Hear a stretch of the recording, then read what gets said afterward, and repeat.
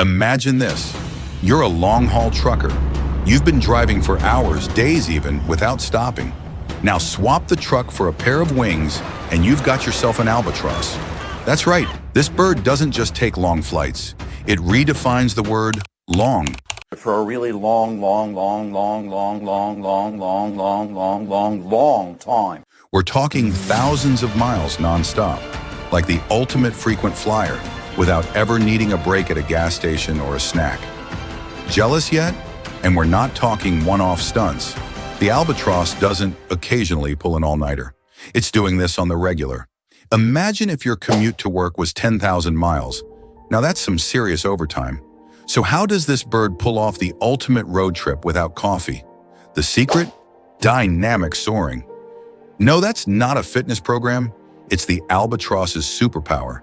They ride air currents like surfers ride waves, hardly flapping their wings at all. Think of it like your phone auto-switching between Wi-Fi and 4G, always finding the strongest signal. Now you're probably thinking, well, that's got to make them the easiest bird to find, right? Actually, nope. Albatrosses spend so much time flying over oceans that people rarely see them up close. It's like spotting a celebrity. You know they're out there, but you're stuck with selfies from their Instagram. I mean, nature documentaries. And if they do land, it's usually just to do the basics. Eat, sleep, you know, Tinder for albatrosses. I'm kidding. Kinda. They mate for life, so it's more like, hey, I'm home from my 10,000-mile journey. Let's catch up. I'm home! Very committed, these birds. Fun fact, albatrosses are so dedicated to their long-distance lifestyle that they can even sleep while flying. Yeah, imagine trying that on a red-eye flight. While you're drooling into your neck pillow, the albatross is power napping on the move, recharging for the next leg of its journey. So there you have it, the albatross, nature's long-distance champion. Next time you're grumbling about your morning commute, remember this bird's casual 10,000-mile flyby and think, at least you get to land every now and then. Nature doesn't hand out trophies, but if it did, the albatross would definitely be the reigning gold medalist of the sky. The next time you're staring up at the clouds, just imagine one of these guys gliding somewhere way above you, probably already halfway across the ocean. Pretty cool, huh? Imagine the world's most precise aerial hunter. No, it's not a drone, though that would be impressive. I'm talking about the golden eagle, nature's original predator drone. With wings that stretch over 7 feet wide, this bird isn't just taking leisurely flights through the mountains. It's out here running air raids on anything that dares to move below. Now you've probably seen footage of eagles soaring majestically. But when it's hunting, that's when things get intense. Picture this. A golden eagle spots a mountain goat from nearly 2 miles away. Yes, 2 miles. Roughly the distance you would be able to spot your car keys if you had superhuman vision. It locks onto its target, folds in those massive wings, and dives, accelerating to speeds up to 150 miles per hour. But here's where things get crazy. You know how you sometimes misjudge grabbing a cup of coffee and it spills? Not the golden eagle. It can adjust its flight mid-dive to account for wind, elevation, and a panicking goat. Imagine hunting a goat on a mountainside. That's like trying to catch a basketball rolling down a steep hill. Only this hill is covered in jagged rocks, and your dinner depends on it. And when the eagle catches its prey, it hits like a freight train, talons extended. Some eagles have even been seen knocking animals off cliffs. Yup, this bird uses gravity like a weapon. Think of it as an action movie villain pulling the old, "I'll drop you from the skyscraper" move. But it's not all brute force. The golden eagle has evolved to hunt in some of the harshest conditions on Earth. High in the mountains where air is thin and wind whips like a scene out of a disaster movie, this bird thrives. It uses thermal air currents to effortlessly soar for hours, barely flapping its wings. While you're trying to catch your breath walking up a flight of stairs, this eagle is making mountain climbing look like a casual Sunday stroll. Now let's talk precision. You might think birds of prey are all about brute strength, but the golden eagle is a surgeon in the sky. Every dive, every swoop is calculated to perfection. It's like watching a master chef chopping vegetables. Every move is precise, intentional. The way it adjusts its dive trajectory is almost like fine-tuning a GPS for the perfect landing. But the real secret weapon of the golden eagle? Its vision. You see, its eyesight is up to 8 times sharper than yours. To put that in perspective, if you had eyes like an eagle, you'd be able to spot a rabbit from an airplane window. It's like having a built-in zoom lens, and this is what makes the golden eagle such an efficient hunter. Now back to our mountain goat. As that goat is casually chewing grass, it has no idea it's on the eagle's menu. The eagle swoops in, grabs it with its razor-sharp talons, and boom, dinner is served. And here's the kicker. The golden eagle is not only fast and deadly, but it's also relentless. In harsh environments like the Rocky Mountains, prey isn't easy to come by. This eagle doesn't give up. It's been known to hunt in extreme conditions, flying through snowstorms and against howling winds. Imagine trying to order pizza in the middle of a blizzard, and you'll get the idea. In the world of aerial hunting, the golden eagle is truly king. Whether it's tracking prey from miles away or pulling off death-defying dives, this bird is the ultimate aerial predator. And in case you were wondering if there's anything that can outmaneuver this majestic creature, let's just say nothing else comes close. When it comes to precision in the skies, the golden eagle reigns supreme. Imagine your heart beating faster than a rock concert drum solo, about 1,200 times per minute. Sounds intense, right? Well, that's just a normal day for a hummingbird. This little bird's heart is a finely tuned machine, always in overdrive. You'd think with a heart rate like that, it's preparing for a marathon. But no, it's just trying to stay airborne. The hummingbird is like a tiny Formula One car, constantly revving, always on the edge of running out of fuel.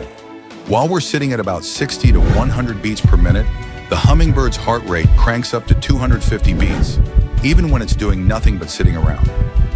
And when it's in flight, we're talking a jaw-dropping 1,200 beats per minute. Just flying from one flower to another is like sprinting full speed across a football field for these little guys. Imagine that for a second.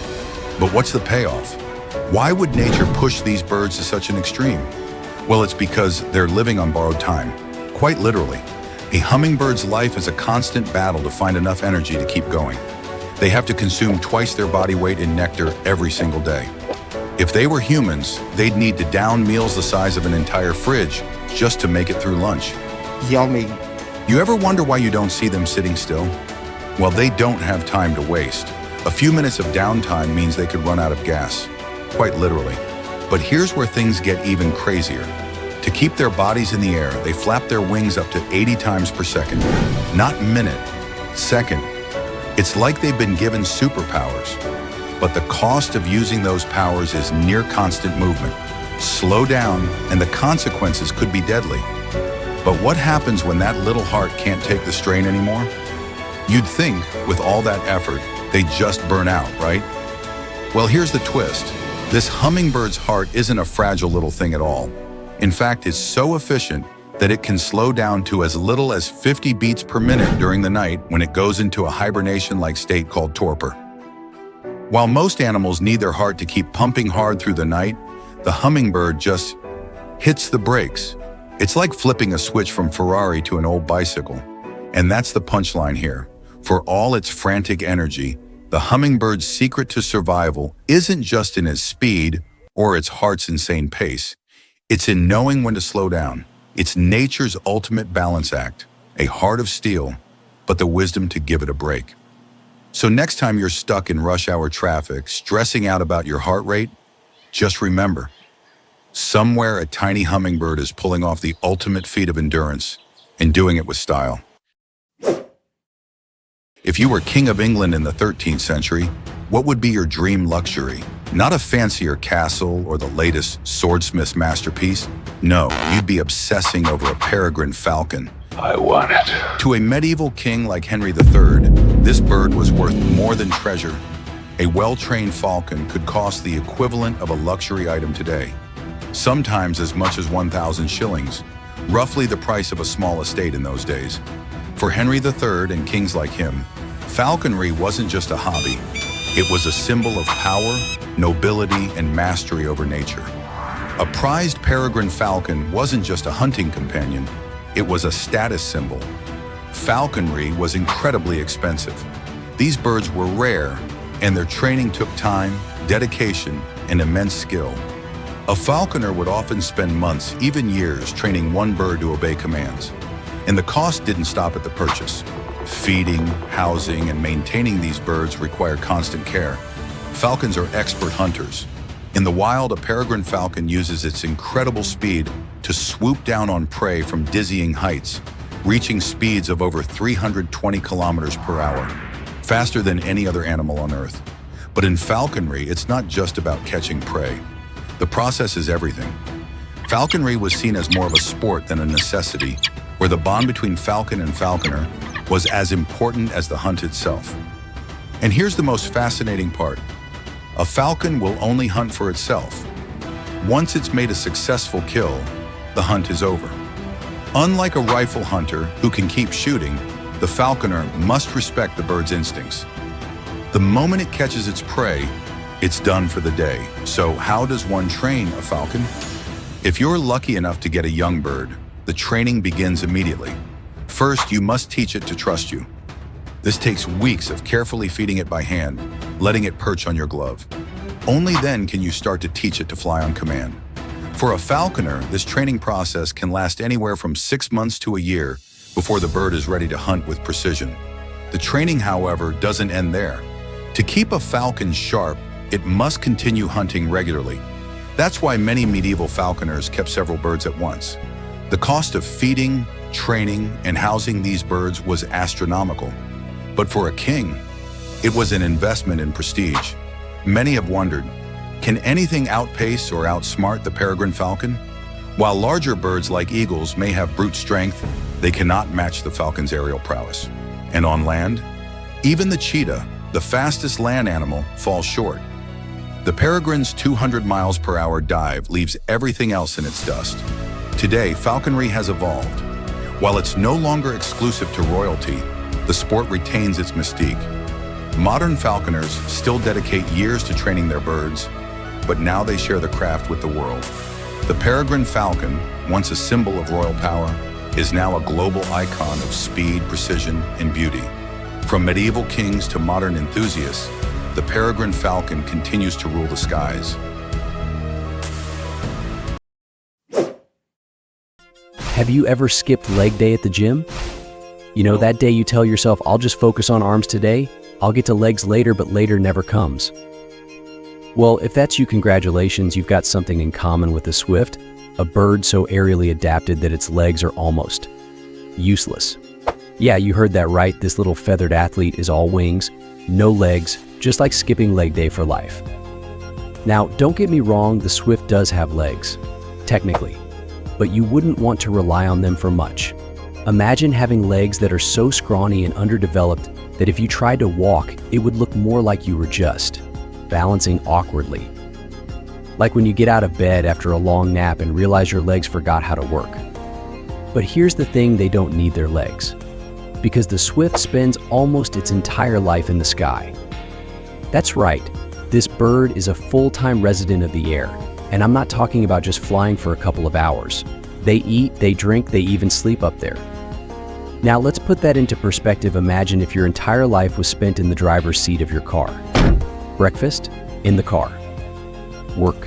From the car. Sleep? Yep, you guessed it, right there in the driver's seat.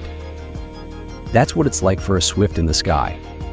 Except their car is their wings, and they don't ever need to stop for gas.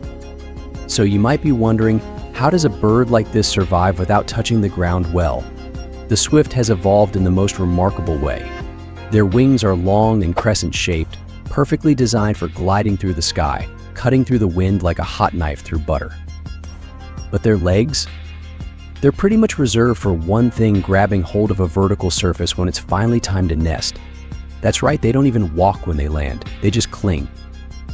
And here's the kicker, the swift holds the record for the longest continuous flight of any bird. They can stay airborne for up to 10 months without touching down. 10 months.